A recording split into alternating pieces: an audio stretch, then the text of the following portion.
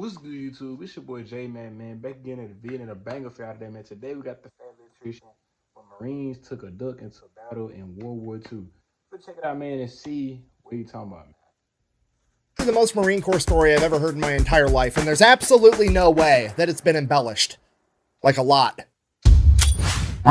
Ladies and gentlemen, we've already talked about the Marine Corps' most famous animal hero, Sergeant Reckless, the horse that was adopted by the Marines during the Korean War that would go on to become the hero of Outpost Vegas and the first horse to ever partake in a Marine Corps amphibious landing. But before Sergeant Reckless, the Marine Corps had another hero from the animal kingdom that partook in multiple amphibious landings in the Pacific theater of World War II. Today we're talking about Sergeant Seawash, aka the Devil Duck. But first, a word from our sponsor. This video is brought to you by Delete Me. Delete Me is an online subscription service. It's a very straightforward, simple business. You give them money, they get rid of your personal information off the internet. Okay, look, here's the deal. Somehow, some way, your personal information is on the internet. Your name, your spouse's name, your parents' name, your address, your last 5 addresses, your phone numbers, and all of your emails are all sitting in some data broker's bank, and they're selling that information for money. But the good news is that these data brokers are legally required to delete your information if you submit an opt-out request. And that's where Delete Me comes in. They will go to all the big data brokers and automatically submit opt-out requests on your behalf, and you don't have to do anything. And I know what you're thinking, because I thought the same thing. I don't want to give all my personal information to Delete Me either, because that just seems counterproductive. Okay, here's the thing with that. You don't have to give them all your private information. You can literally give them your name and your email address. You can give them more information if you want, but really all they need is your name and email, and then you come back a few days later and they just start asking you a bunch of yes or no questions. By using just your name and email, they'll search through all the data banks and figure out who you are, and they'll ask you a bunch of weird questions like, is this your dad? Is this your mom? Is that a relative? Is this your address? Did you used to live here? Did you grow up at this address? Is this your phone number? Is this your email? They know all of this information just by you giving them your name and email, using all the information that these data brokers have. And then you just let them know, yes, that's me, and then they will delete all that information for you. A couple days after that, they're going to send you a report. Here was mine. Over 70 data brokers had my information, and there were 489 listings where that information was for sale, and Delete Me submitted opt-out requests for all of them. Now, those data brokers are probably going to be able to get my information again, but Delete Me is constantly going to be searching for my info and automatically submitting the requests as soon as those listings pop up. Go check out Delete Me. I'll have a link and a discount code down below. Let's get back to the video. Our story begins in 1942 as the 2nd Marine Division is currently in New Zealand gearing up to go into combat against the Japanese in World War II. And like all great military stories, it totally happened. It begins in a bar with a bunch of Marines drinking. And as is tradition with the military drinking at a bar, there are conflicting reports as to what actually happened. According to the Marine Corps, the Marines went out to a local bar in New Zealand. They then started drinking with the locals, and they all had a great, very professional,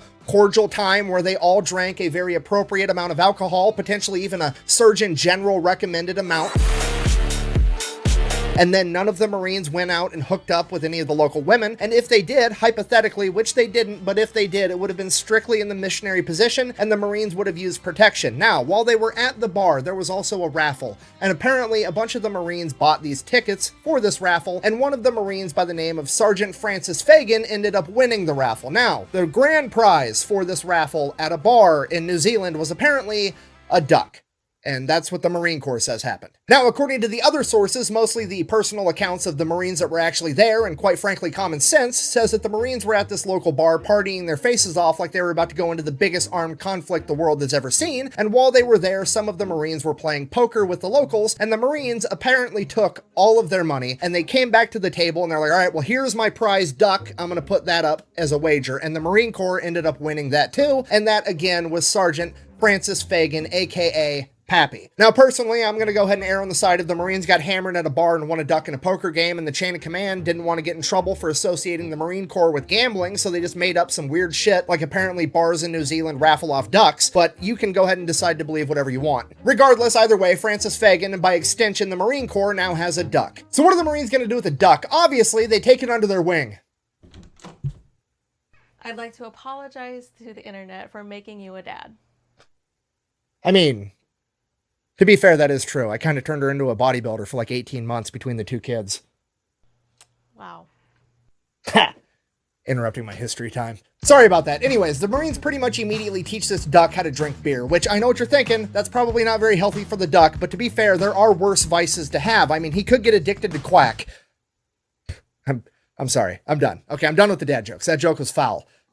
Anyways, they become drinking buddies with this duck, he becomes one of the Marines, and then time comes for them to all go off to war and actually engage with the Japanese. Sure enough, they take the duck with them. Fast forward, November 1943, the Battle of Tarawa. It's one of the bloodiest battles in Marine Corps history. Essentially, the Japanese have 4,000 soldiers dug in and heavily fortified on the Tarawa Atoll, and the Marines have to go in there and take them out. Now, what's unique about Tarawa is it is surrounded by coral reefs, and what that means is any traditional landing craft that America could use, like a Higgins boat, similar to what we used over in the European theater, would get hung up on these coral reefs, and the Japanese would be able to spray it with machine gun fire and artillery and mortars and kill absolutely everybody. The Japanese were so confident in these coral reefs and their fortified defenses that Admiral Shimasaki said that it would take 1,000,000 men 100 years to take Tarawa. But he didn't know that the Marine Corps had the LVT, the Landing Vehicle Tracked, aka the amphibious tractor. Similar to a Higgins boat, except it had tracks on it, and then when it hit the coral reefs, it would simply drive right over the top of them. So November 20th, 1943, at 3 a.m., under the cover of darkness, 18,000 Marines and one duck would load into their salamander tractors as they prepared to launch their amphibious landing at the quack of dawn. As dawn broke, the Japanese soldiers watched in horror as the American landing crafts did not get hung up on the reefs, but simply drove right over the top of them. The only surviving Japanese officer from this battle, Kiyoshi Ota, would later go on to write, "We could see the American landing craft coming towards us like dozens of spiders over the surface of the water,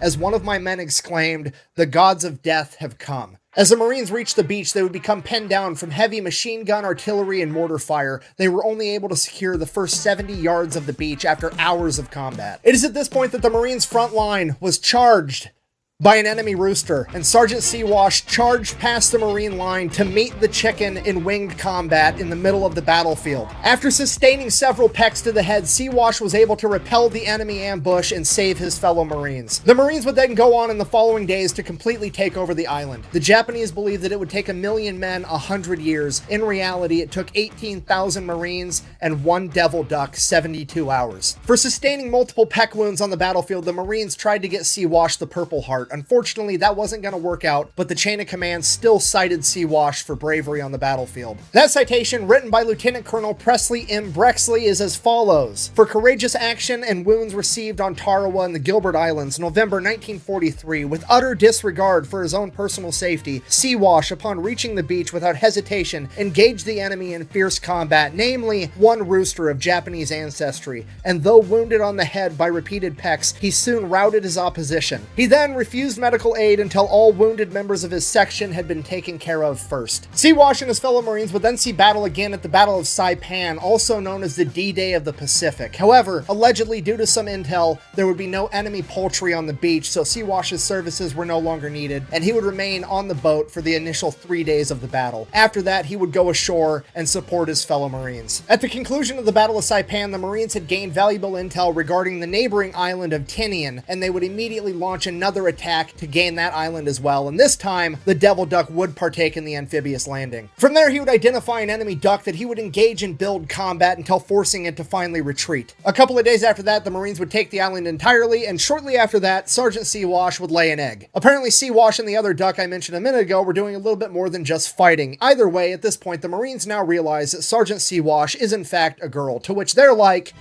"A woman! Treacherous snake!" Just kidding, they didn't actually care. In reality, they were probably giving each other a hard time, like, alright, who did it? Fess up.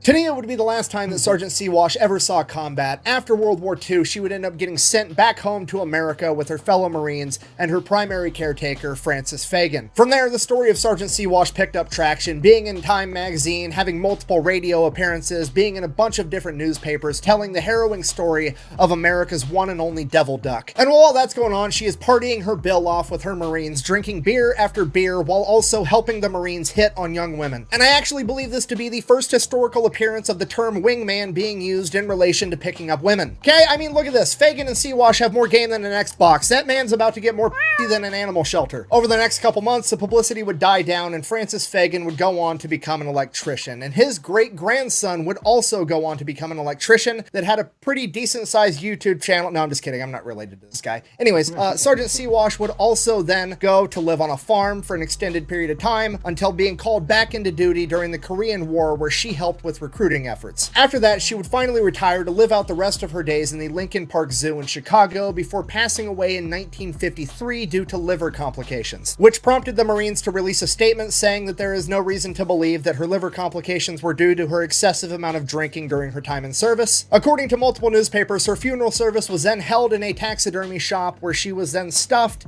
and currently resides in the National Museum of the Marine Corps in Triangle, Virginia. So in conclusion, this has been the totally real, 100% not embellished whatsoever story of Sergeant Seawash, aka America's Devil Duck. That time the Marine Corps won a duck in a poker game, taught it how to drink beer, then took it to multiple amphibious landings in the deadliest battles of World War II, kept it alive the entire time to bring it back home so they could use it to hit on women, and I think it is the most Marine Corps thing that has ever happened, and if I'm wrong, you can tell me down below, and if your story's better, I'll do a video on that too. Thank you for watching. Best way to support the channel is go buy some merch over at thefatelectrician.com. Quack bang out. Man, that was the end of the vid, man. That was interesting right there, man, about the duck and stuff like that. But hey, man, make sure y'all like and subscribe, man. Share this video. I'm Sally for this video. Your boy out.